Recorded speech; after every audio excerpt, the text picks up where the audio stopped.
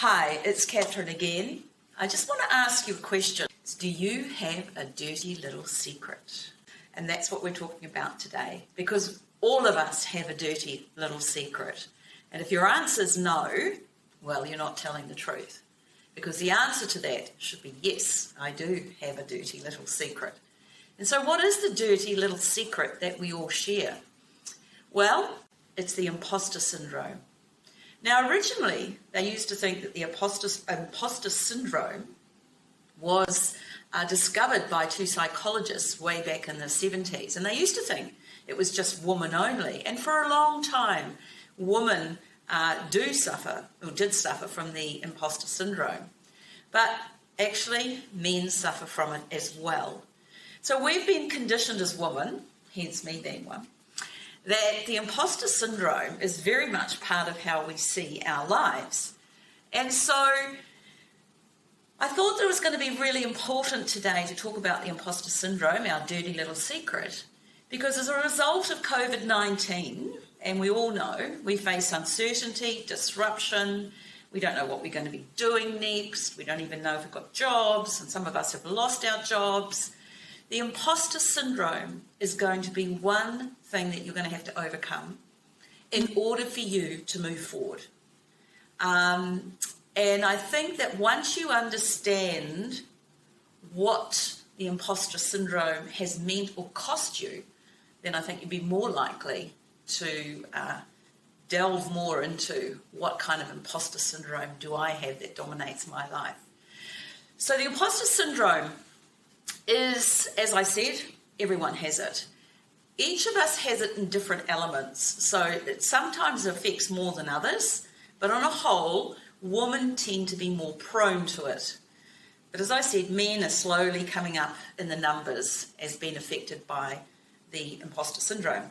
And that's because the demand in society, the disruption and the change pressures men into performing and meeting a stereotype of what is a good male and provider, and there's a whole lot of stuff that goes on.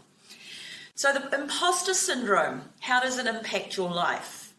This is the key, because if you don't get your head around what the imposter syndrome is for you, what it means for you and how it's limiting your life, it is limiting your life, is lost opportunity.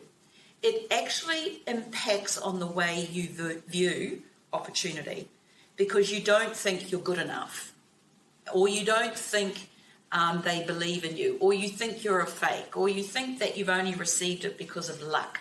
And women do say this a lot, and I know this because I say it. I used to say it, I don't say it anymore.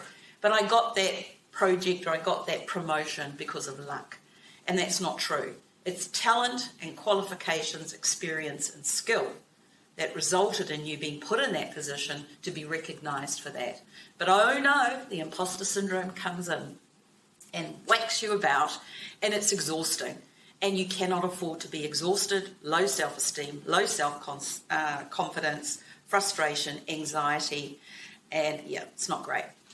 So Dr. Valerie Young did a study on the imposter syndrome, and she came up with 5 areas or 5 personality types that sit with the imposter syndrome.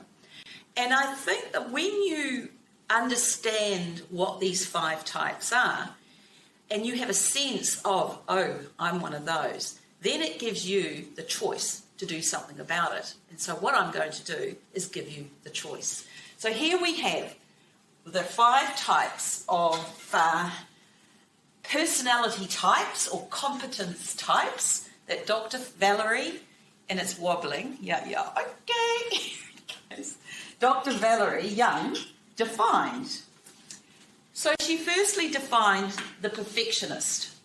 So if you're a perfectionist, 100%, everything has to be 100% right. And you won't finish, or you won't complete, or you won't walk away from anything that you cannot, and it's exhausting, can finish to 100%. So everything has to be perfect. The expert is around validation of your ability to complete tasks. The question you say, if I'm smart, I should know everything.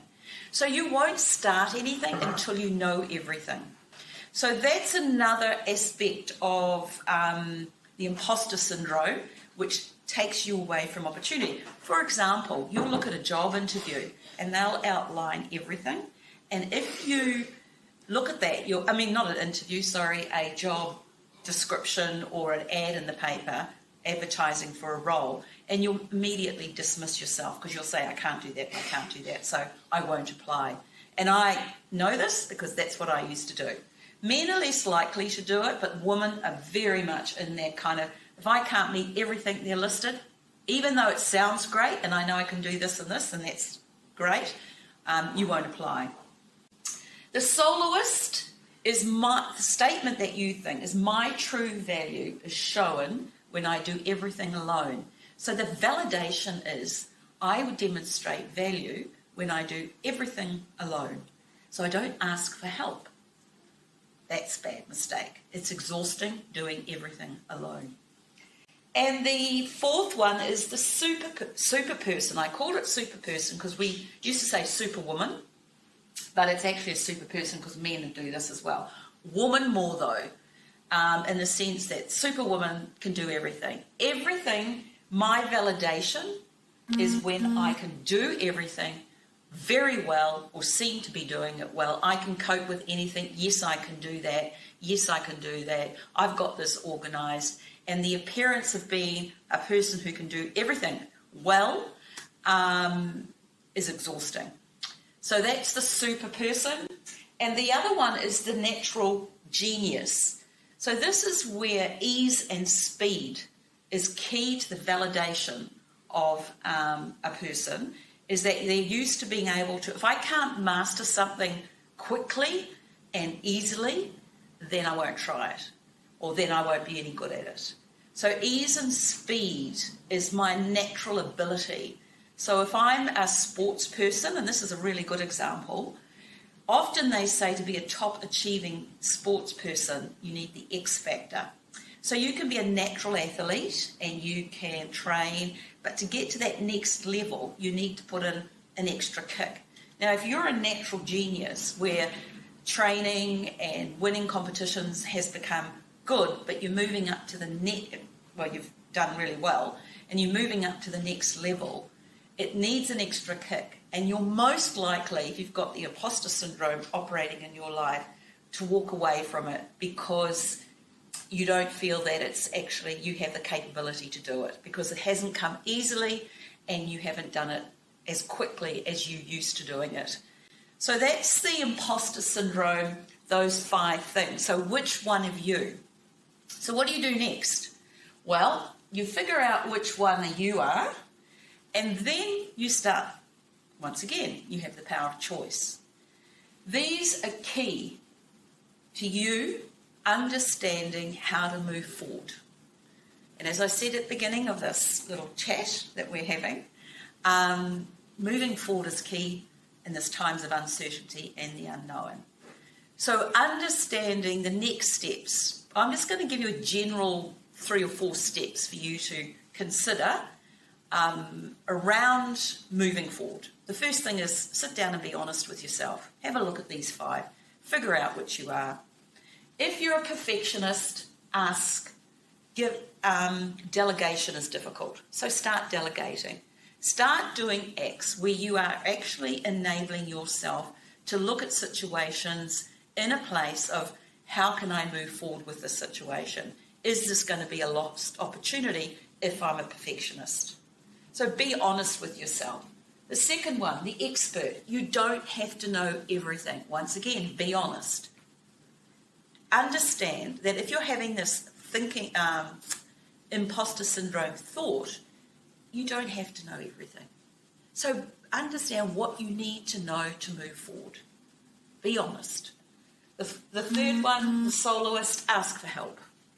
If you're not sure what you need to do to move forward, ask for help. Look around at your support and ask for help. If you're struggling and you think, I'm not going to be able to do this, look around, as I said, and ask for help. That's the key. Super person, give yourself a break. Understand that it's impossible to do everything well. It's creating anxiety, frustration, and it's exhausting. So sit down and be honest with yourself and figure out a way where you can give yourself a break, time out, and you do not have to do everything well. And the last one, the natural genius, once again, give yourself a break. You need to understand that you focus on the fact, not the feeling. So the fact is, you don't have to naturally get this fast, but you have to understand the steps to which you can move forward. What qualifications do I need? What do I need to be able to look at this opportunity? How long will it take me? These are sort of very key questions you need to ask yourself. So to overcome the imposter syndrome, figure out which one you are, and then take action and make a choice. Make a choice. Do you want to stay with the imposter syndrome? And literally, let me tell you this straight up, it'll ruin your life. And it will not help you move forward, particularly right now when you're at a crossroads and you don't know what to do next.